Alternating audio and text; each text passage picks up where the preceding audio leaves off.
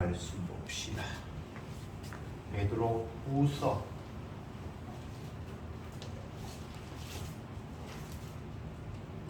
1장 1절부터 7절까지 보도록 하겠습니다. 1절에 예수 그리스도의 종과 사도인 시몬 베드로는 우리 하나님과 구주 예수 그리스도의 의를 힘입어 동일하게 보배로운 믿음을 우리와 같이 받은 자들에게 편지하노니 하나님과 우리 주 예수를 믿음으로 우리가 분간히 너희에게 더욱 많을지어다. 그의 신기한 능력으로 생명과 경건에 속한 모든 것을 우리에게 주셨으니 이는 자기의 영광과 덕으로서 우리를 부르신 자를 알므로 말미암음이라. 이로써 그 보배롭고 지극히 큰 약속을 우리에게 주사 이 약속으로 말미암아 너희로 정욕을 인하여 세상에서 쓰러졌음을 피하여 신의 성령에 참여하는 자가 되게 하였으니 이러므로 너희가 더욱 힘써 너희 믿음의 덕의 지식을 지식의 절제의 인내를 너희의 경건을 경건의 형제 우애를 형제 우애의 사랑을 공급하라. 아멘. 베드로 전서에 이어서 이제 후서를 보게 되었습니다. 제가 지난번에도 여러 번 말씀을 드렸습니다만 베드로가 이 서신을 기록할 당시의 시대적인 상황은 로마 황제가 미쳐서 로마에 불을 지르고 그 책임을 기독교인에게 돌려서 본격적으로 기독교인에 대한 박해가 시작되는 그 시기, 그걸 로마 황제가 로마시에 불을 지를 때가 주후 64년이라고 역사적으로 기록하고 있는데 베드로 전서 후서가 기록될 당시가 거의 이제 비슷한 그런 시대입니다. 어쨌든 로마가 그 당시에는 세계를 지배하고 있었고 이스라엘도 로마의 식민지 생활을 했고 베드로가 서신을 전하는 그 소아시아 지역 대부분이 그 로마의 식민지 아래에 있는 그런 환경에서 복음을 전하는데 기독교인들을 로마에 불을 질렀다라는 이런 이유로 핍박하기 시작을 했으니까 여러 가지 어려운 환경이 주어진 가운데서 이제 이 서신들을 성도들에게 기록을 하고 있는데 베드로전서는 유난히도 고난이라는 단어가 여러 번 반복되고 있습니다. 시련, 고난, 핍박. 전체 분량이 5장밖에 안 되는데 그런 단어들이 굉장히 많이 반복이 되고 있습니다. 그 연장선상에서 이제 후서가 됐는데 전서 후서는 뭐 따로 이제 편지가 보내졌으니까 1차 보냈을 때 그걸 전서라고 이름을 붙였었고 두 번째 편지가 이제 후서라고 이름이 붙여졌다, 이렇게 이해하시면 좋을 것 같고요. 시기적으로는 그렇게 많이 벌어져 있지는 않습니다. 베드로는 자기 자신을 소개하는 것 그리고 성도를 규정하는 것이 굉장히 독특합니다. 베드로 전서에서는 성도를 어떻게 규정하고 있는가 하면 예수 그리스도의 핏부림을 위하여 선택받은 너희들, 이렇게 말을 했잖아요. 후서에서는 또 좀 다르게 표현을 했습니다. 예수 그리스도의 의를 힘입어 동일하게 보배로운 믿음을 우리와 같이 받은 자들, 이렇게 표현을 하고 있습니다. 말이 굉장히 긴데 엄밀히 따지면 예수님의 보혈의 피로 한 형제가 된 너와 나는, 이런 말을 합니다. 근데 베드로가 말하는 것은 항상 자기 자신을 성도와 동급으로 여겨요. 성도들에게 편지하지만 그 성도들 범위 안에 나도 포함이 되어 있어 라는 이런 의미. 우리가 잘못 이해를 하면 사도는 굉장히 높은 사람이고 그 편지를 받는 사람은 그보다는 좀 아래에 있는 사람이라서 내가 너희들에게 편지한다, 이런 식으로 이해할 수 있잖아요. 근데 베드로는 그렇게 말하지 않고 예수 그리스도의 핏부림을 위하여 선택받은 너희들, 그리고 나도 거기에 포함되어 있고, 그런 차원에서 내가 지금 너희들에게 편지를 하지만 일방적으로 내가 너희들에게 권면하는 차원이 아니라 나도 그 권면 속에 같이 포함되어야 할 자라는 식으로 말씀을 이야기하고 있습니다. 예수님의 의로 받은 보배로운 믿음, 너희들도 예수님의 믿음으로, 예수님의 의로 말미암아 보배로운 믿음을 받았고 나도 똑같이 받았고 너와 나는 그런 의미에서 하나다. 믿음이 이제 보배롭다라는 것은 너무나 고귀하다라는 차원인데 그 고귀한 믿음의 근거가 예수 그리스도의 의 때문에 받은 믿음. 참 구구절절히 깊이가 너무 있는 내용입니다.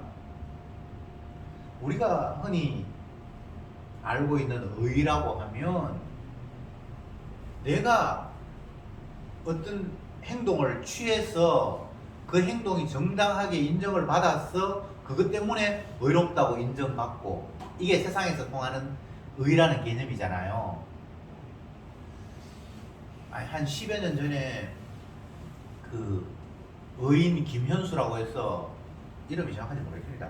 일본에서 뭐 유학을 했는지 한국 사람이 일본에 가 있었는데 젊은이가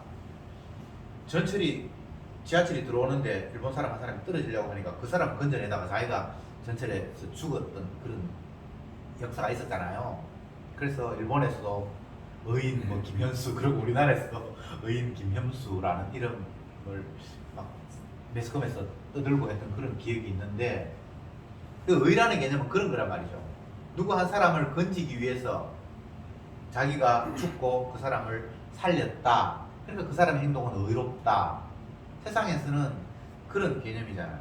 그런데 성경에서 이야기하는 의라는 개념은 내가 행동을 의롭게 해서 너는 의로워라는 이런 개념이 아니고 예수 그리스도의 의를 받아서 의롭게 된 이런 상태를 이야기하고 있습니다.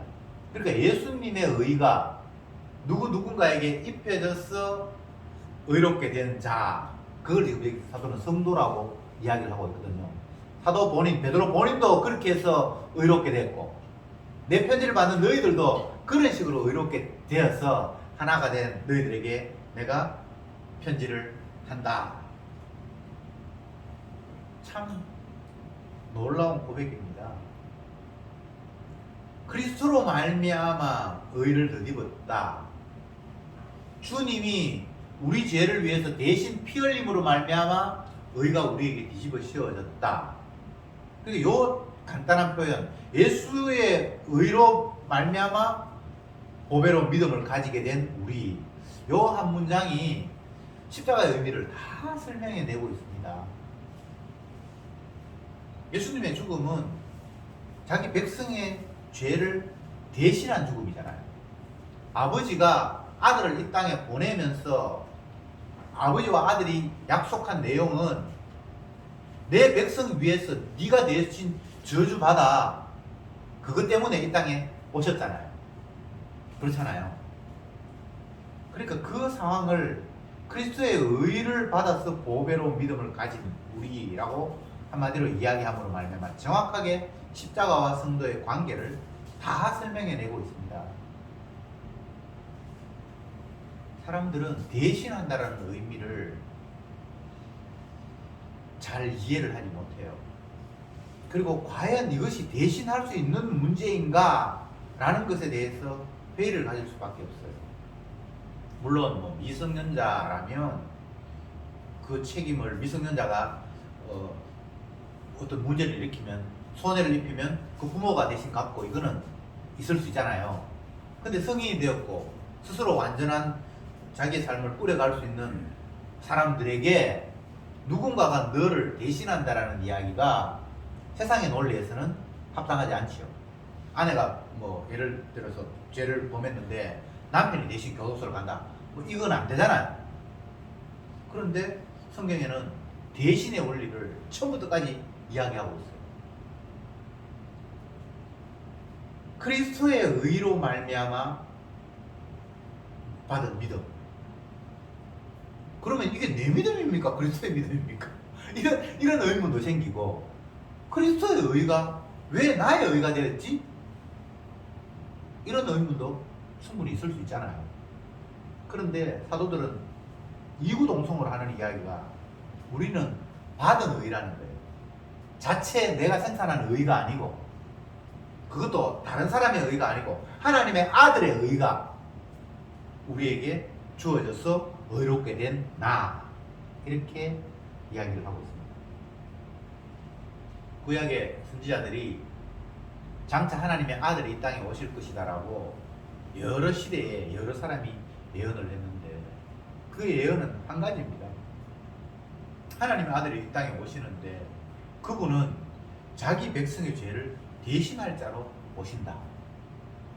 구약에서 예언이 그러했고, 신약 예수님이 직접 오셨을 때에도 그 오신 예수님을 표현하면서 자기 백성의 죄를 담당할, 자기 백성의 죄를 위해서 오신 자, 구원자, 예수, 이렇게 이야기를 하고 있습니다. 그러면 우리는 왜 하필 예수님이 우리 죄를 대신해야 하는가? 라는 이런 물음을 또 물을 수 있어요.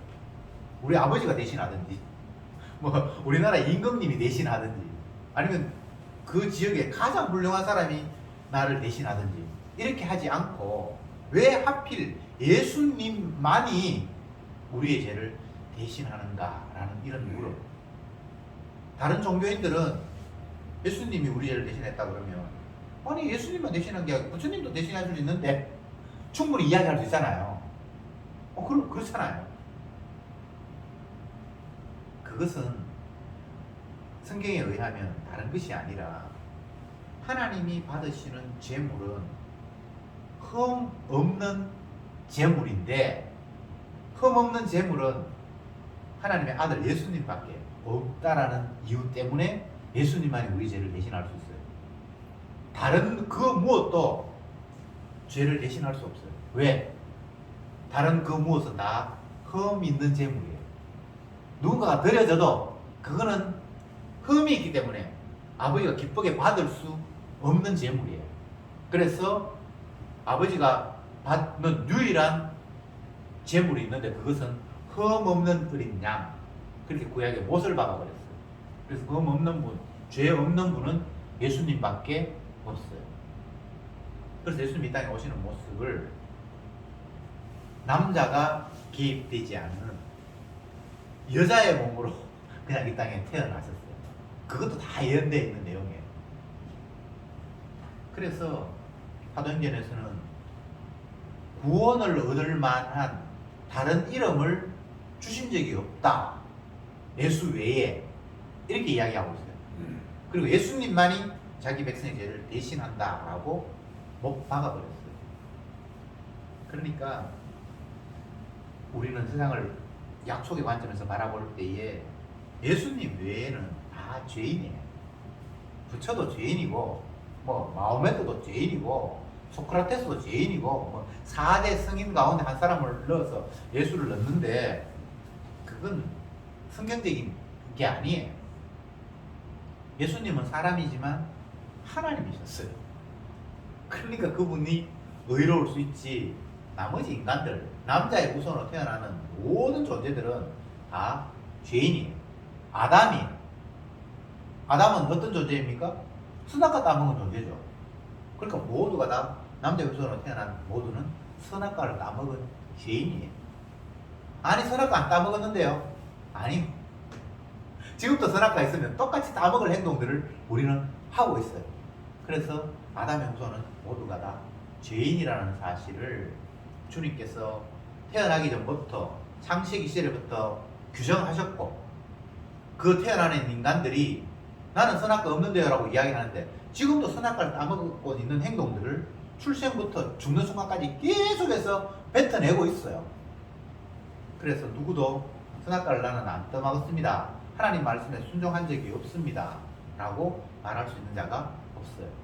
그래서 의인은 없나니 하나도 없으며, 이렇게 이미 규정을 하셨습니다. 그러면 우리는 아담의 후손인데 하나님의 아들이 아니잖아요. 아담의 후손인데, 아담의 후손은 이 땅에 태어나면서부터 우리는 선악과 따먹은 죄인입니다라는 사실을 날마다 입으로 고백하기도 하지만, 내가 고백한 게 아니라 나도 모르게 내가 하는 말이 그런 증명이고요. 내가 하는 행동들이 다 스스로 신이 되어서 내가 선악을 결정하는 그런 모습을 펼치고 있는 거예요. 응애 하면서 태어나는 그 순간부터 스스로 신이 된 모습을 다 보이고 있는 거예요. 왜 내가 존재감이 없는 것에 대해서 화가 납니까? 내가 신이 됐기 때문에. 아니, 신하를 왜 그림자로 취급해? 나 분명히 있는데 내가 이야기하는 건 누구도 반응도 없고 다른 사람 이야기하면 자기들끼리 소곤소곤해. 그러면 화 안 나는 사람이 없잖아요. 이런 이야기 말고 어떤 상황에서도 우리는 스스로 신이 되어서 선악과 따먹은 거 죄인이라는 사실을 나도 모르게 그냥 다 발산하면서 살아갑니다. 예외 없습니다. 그게 영적인 안목에서 보면 지극히 당연하게 보여지는데 영적인 안목이 아니면 별로 동의가 안 되는데 라고 할 수 있어요. 동의 안 되는 사람은 어쩔 수 없어요. 그냥 그대로 내버려 두고 오늘 본문에 의하면 우리가 그게 동의가 된단 말이죠. 그러니까 예수님의 의로 받은 믿음이라는 이런 말이 성립이 되는 거예요. 왜 예수님의 의를 받아야만 내가 믿음이고 의롭게 되는데? 죄인이니까. 그리고 죄 없는 분은 예수님밖에 없으니까. 근데 예수님의 그 저주받음이 우리를 의롭게 하는 대신 저주받음이니까 예수님의 의로 받은 믿음, 이런 말이 성립이 되죠. 2절에는 이렇게 말하고 있습니다. 하나님과 우리 주 예수 그리스도를 알므로 은혜와 평강이 너희에게 더 많을지어다. 예수님의 의로 받은 믿음을 가진 사람은 하나님과 우리 주 예수님을 아는 거죠. 방금 제가 설명을 했잖아요. 하나님은 자기 아들을 자기 백성의 죄를 대신해서 죽이겠다고 이 땅에 보내셨고, 그 아들 예수님은 아버지 약속을 따라 자기가 대신 저주를 받았고, 그러니까 그것이 하나님과 우리 주 예수를 아는 거죠. 그죠? 그러니까 알므로 말미암아 우리가 은혜와 평강이 차고 넘친다는 거예요. 그러면 바꿔서 이야기하면 하나님과 그 아들의 대속하심, 그 약속을 모르면 은혜와 평강을 알 수 있습니까? 없습니까? 모른다는 이야기예요. 그러니까 예수님의 십자가의 의미, 대속의 의미를 모르는 사람이 은혜와 평강을 이야기한다. 아이고 참 이게 혜택 받았다, 복 받았다, 아니면 참 편안하게 좋네 라고 이야기하는 것을 진짜 은혜와 평강을 우리가 인정할 수 있는가 하면 인정 못하는 거예요. 예수 모르는 사람도, 복음 모르는 사람도 아이고 뭐 우리 가정은 뭐 편안하게 뭐 아무 걱정 없이 좋습니다. 그게 진짜 평강입니까? 아니죠. 착각하고 있어요. 천둥, 번개가 안 치니까 그냥 날이 맑다라고 착각하고 있는 거예요. 근데 저 위에서는 지금도 막 천둥과 번개가 서서히 먹구름이 몰려보고 있는 상태인데 지금 자기가 감지하지 못하니까 자기는 편안하다고 착각하는 거예요. 첫째 사망이 끝나는 게 아니고 주님께서 그를 다시 살려서 둘째 사망 앞에 세우시거든요. 그러면 그 둘째 사망이 발생될 때에 예수님의 의로 용서함을 덧입지 못한 사람은 그 무서운 주님의 진노하심의 얼굴 앞에 너무나 공포스러워서 산아 바위야 차라리 나를 덮어서 그 여호와 하나님의 진노를 무서운 얼굴을 보지 못하게 해달라고 외치는 장면이 성경에 나오죠. 그게 둘째 사망이 일어나는데 그 저 멀리서 오는 먹구름을 아직 보지 못하니까 지금 뭐 배부르고 등 뜨시고 통장에 돈도 많고 몸도 아직 멀쩡하고 우리 집에 아무 염려 없다, 평강하다. 그게 평강입니까? 아니잖아요. 저 멀리를 못 보고 있잖아요. 다시 말씀드립니다. 하나님과 우리 주 예수 그리스도를 알므로 말미암아 은혜와 평강이 너에게 있다라는 이 말은 예수님과 하나님을 알지 못하면 그들이 가지고 있는 만약에 평강이나 아유 감사하다라는 것 전혀 감사가 아니라는 겁니다. 그러면 또 반대로 예수 그리스도와 하나님 아버지의 그 약속을 아는 사람들이 지금 환난을 겪고 있고 고난을 겪고 있다. 그러면 그 사람이 평강이 없는 겁니까? 아니죠. 평강이죠. 이 땅에서의 환란이라는 것은 성도에게는 그 환란이 평강을, 은혜를 무너뜨릴 만한 그런 조건이 못 돼요. 잠깐 풍랑이 있을 뿐이지 결국은 그들은 은혜와 용서 아래 갇혀있기 때문에 로마서 8장 1절에서 그리스도 예수 안에 있는 자에게는 결코 정죄함이 없나니 라고 말씀하고 있죠. 성도는 이게 오늘 본문 이야기하면 하나님과 우리 주 예수 그리스도를 아는 그 자는, 예수님의 의로 말미암아 얻게 된 믿음을 가진 자는 이미 평강인데, 표면적으로는 고난이 있고 핍박이 있고, 특히 베드로 전후서가 기록될 당시에는 시대 상황이 더더욱 그랬다 했잖아, 그죠? 그리고 고난과 핍박이 있는데, 그럼에도 불구하고 그것은 은혜와 평강이 아닌 건 아니에요.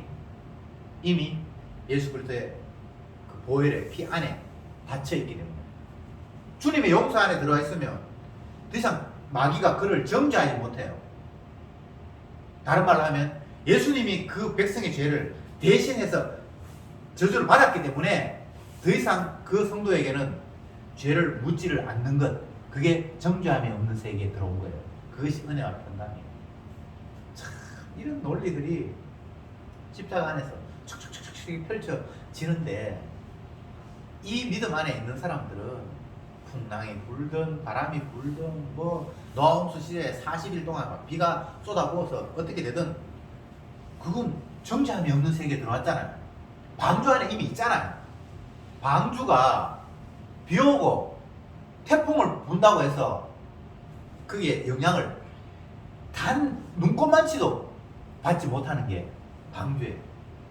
예수 그리스도 안이라는 그 용서 안에 있을 때는 외부에서 어떤 것들을 우리에게 공격하고 너 죄 지었잖아, 너 음란했잖아, 너 뭐 했잖아 라고 아무리 이야기해도 주님이 자기 피로 나 씻었는데 라고 이렇게 해버렸을 때는 그들의 은혜와 평강을 흔들 조건이 아무것도 없는 거예요.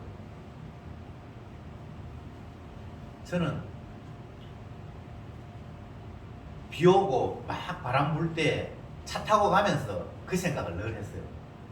바람도 불고 비도 세차게 바깥에는 뿌리고 있는데 차 안에 영향을 주지 못하잖아요. 물방울 하나라도 내게 튀지 않잖아요. 그걸 갖다가 이제 그 차하고 외부의 바람과 비 그런 생각하지 말고 예수님의 보혈의 피 안에 있는 것과 마귀가 세상을 점령하면서 우리에게 넘어뜨리려고 하는 그 상황으로 한번 생각해 보자고. 우리의 자질이 뛰어나서 죄를 안 묻거나 내가 심판받지 않거나 평안이 없거나 그하고 상관이 없어요.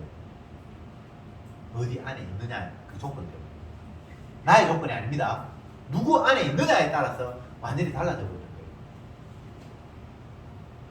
요즘 해외 뉴스를 들으면 나라마다 뭐 아프가니스탄 그게는 뭐 어쨌든 반정부 그 사람들이 나라를 장악해서 뭐 여자도 핍박하고 옛날에 다른 나라를 도왔던 사람들을 뭐 죽이고 뭐 그런 이야기 계속해서 나오잖아요.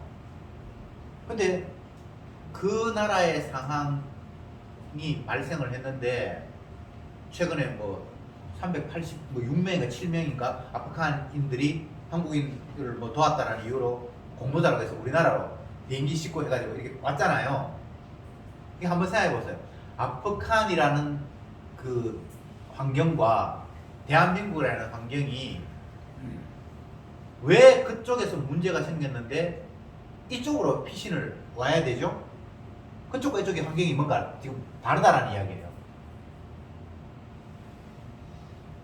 세상의 모든 환경들은 하나님의 나라, 주님의 일하심을 보여주기 위한 장애, 이 자체가 큰 의미가 없어요.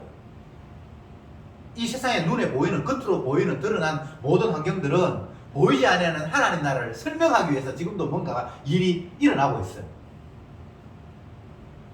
그래서 이 땅의 것을 보면서 하나님의 일하심을 계속해서 우리는 살필 수밖에 없잖아요. 그러면 그 아프간이라는 환경은 정죄함이 있는 세계예요.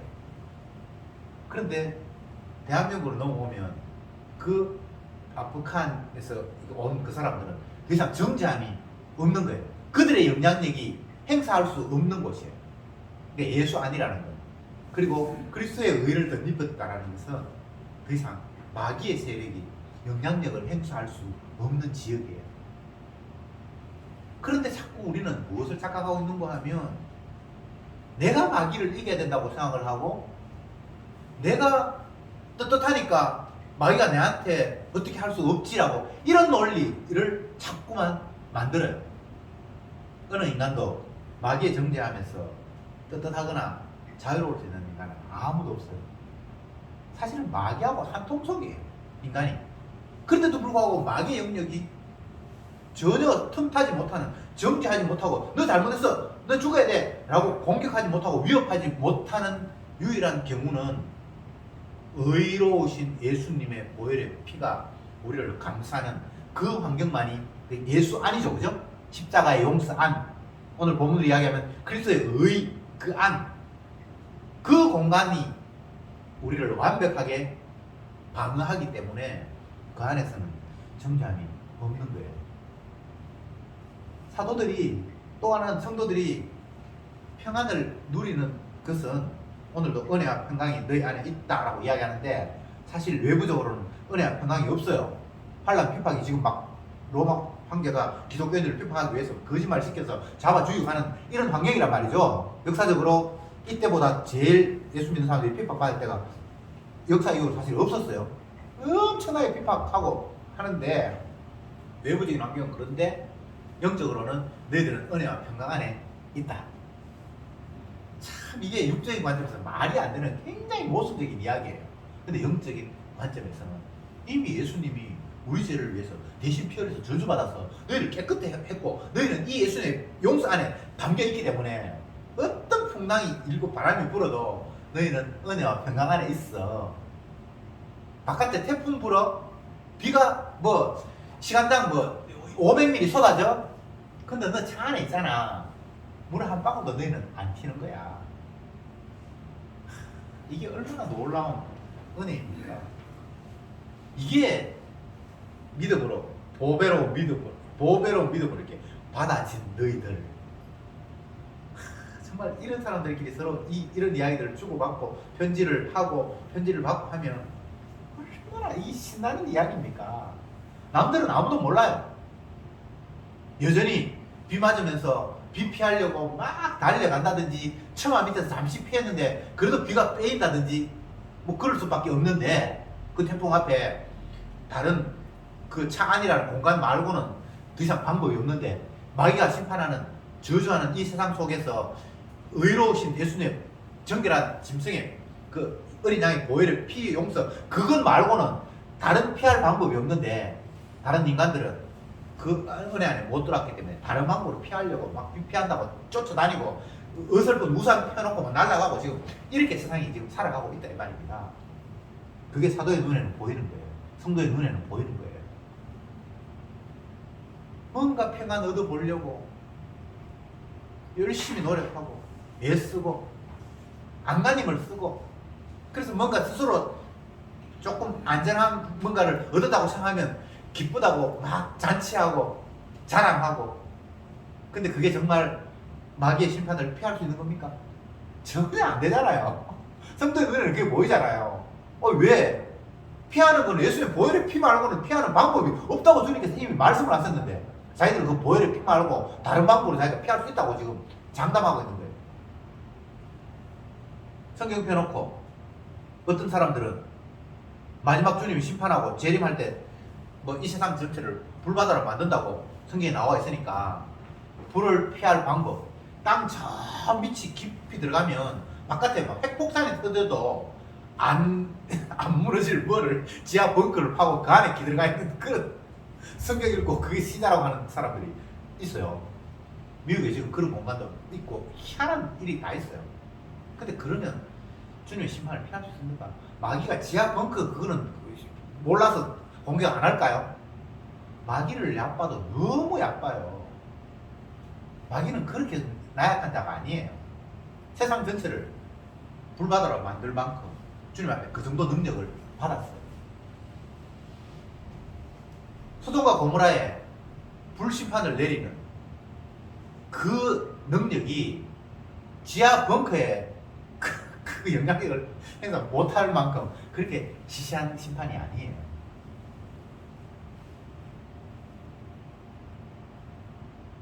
(5절부터는) 이렇게 이야기를 합니다. 4절에 읽겠습니다. 이로써 그 보배롭고 지극히 큰 약속을 우리에게 주사. 이렇게 보배로 어마어마한 약속을 하나님께서 우리에게 주셨잖아요. 그래서 예수 안에 있는 자에 정죄함이 없다. 네가 무슨 짓을 해도 주님의 보혈로 피를 씻었다라면 마귀는 너 손 못 대 라는 이 약속, 이 어마어마한 약속을 받은 우리는 너희로 정욕을 인하여 세상에서 썩어질 것을 피하여 신의 성품에 참여하는 자가 되게 하셨다. 신의 성품에 참여한다. 그러니까 이것은 예수님과 하나가 되어서 그 영광 가운데 우리가 일부가 되게 하셨고 그게 참여하고, 참여하는 것은 우리는 영광을 얻는 식으로 참여하는 것이 아니라 영광스러운 주님을 찬양하는 식으로 사실은 참여해요. 그렇거나 말거나. 심판이 아닌 영광스러운 주님을 찬양하는 그 자리에 참여하게 된 것이 성도 여러분과 나다라고 지금 사도가 이야기하고 있는 거예요. 이런 관점에서 성도는 세상에 하루하루를 살아가는 거예요. 이 세상에서 무엇을 먹을까, 무엇을 마실까, 어떻게 하면 좀 더 내 몸이 편안할까, 이런 관점이 아니라 1000번만 심판받아도 저주받아도 마땅한 내가 예수님의 대신 저주로 의롭게 되었고 이제 더 이상 정죄함이 없는 세계에 담긴 나는 이 땅을 살면서 해야 할 일이 주님의 보배로운 피의 의미들을 자랑하고 전하고 그러면서 날마다 감사하고 그것 외에 우리가 무엇이 할 것이 있겠냐. 이게 사실 신의 성품에 참여하는 자의 모습입니다. 그러면서 마지막 5절부터 보면 너희가 더욱 힘써 너희 믿음의 덕의 지식을 지식의 절제를 절제의 인내를 인내의 경건을 형제 우애를 형제 우애의 사랑을 공급하라.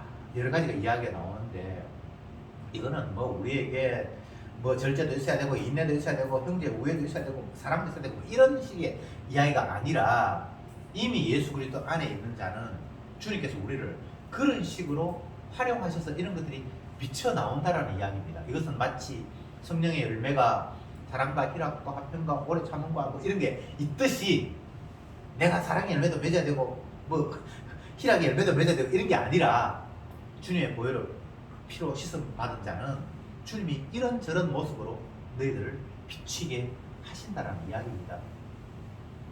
뭐 할 게 없어요. 성도는 해야 할 뭐가 남아있는 게 아니에요. 우리의 해야 할 일을 예수님이 십자가에서 다 이루어버렸어요. 그래서 주님이 이룬 걸 갖다가 마치 우리가 이룬 것처럼 그렇게 갖다 안겨주시는 거예요. 그게 신앙의 약속입니다. 주님의 약속입니다. 내가 네 죄 담당할게. 그리고 너한테 죄 묻지 않을게. 이게 약속이에요. 근데 성도가 할 일이 없어요. 그냥 그 약속이 믿음으로 선물로 오니까 그냥 감사할 뿐이에요. 찬송할 뿐이에요. 그리고 그 피의 원리를 자랑할 뿐이에요. 하나님이 기뻐하시는 것은 자기 아들의 십자가 지심을 기뻐하시는 거예요. 예수님이 기뻐하시는 것은 우리가 자기의 피를 믿는 걸 기뻐하시는 거예요. 그리고 피하고 연결, 아버지와 아들과 성도의 관계는 예수님 십자가하고만 연결이 돼 있지 다른 방법으로 연결이 돼 있는 게 없어요. 자꾸 우리는 뭐 이런저런 방법으로 하나님께 영광을 돌리고 아들께 영광을 돌린다고 내가 좋아하는 걸 뭐 갖다 바치고 하는데 그런 식으로 아들이 영광을 받고 아버지가 영광을 받는 방법이 없어요. 아버지가 영광을 받는 것은 아들을 믿는 것, 아들의 피를 믿는 것, 또 아들이 영광을 받는 것은 피의 의미를 아는 것. 그거 말고는 연결될 방법이 없어요. 요한계시록에 나타난 하늘나라의 모습을 요한이 기록해 놓은데 거기 보면 아버지의 보좌가 있고 아들의 보좌가 있고 24장로들도 자리가 있어요.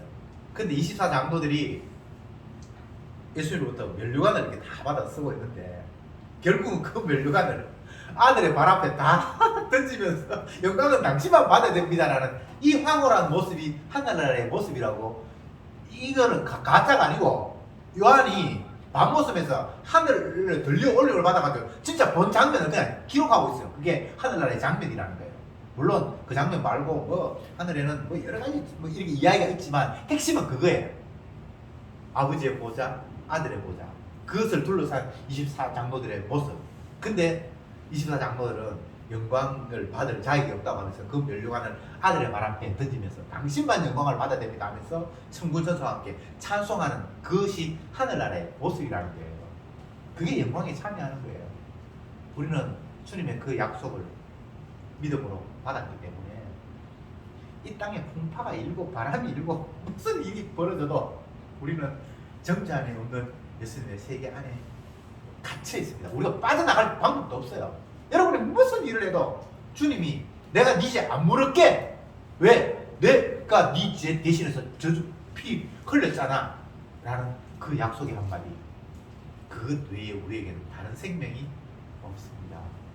기도합시다. 주님 감사합니다.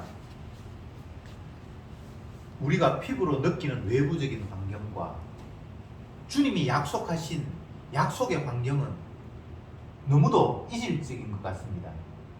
그러나 육의 환경은 영적인 환경을 설명하기 위해서 베풀어 놓은 장치에 불과하다는 사실을 저희들이 깨닫게 되었사오니 피부로 느끼는 외부적인 환경을 염려하고 두려워할 것이 아니라 주님이 마련하신 약속의 환경, 그리스도 예수 안에 있는 자에게는 결코 정죄함이 없다.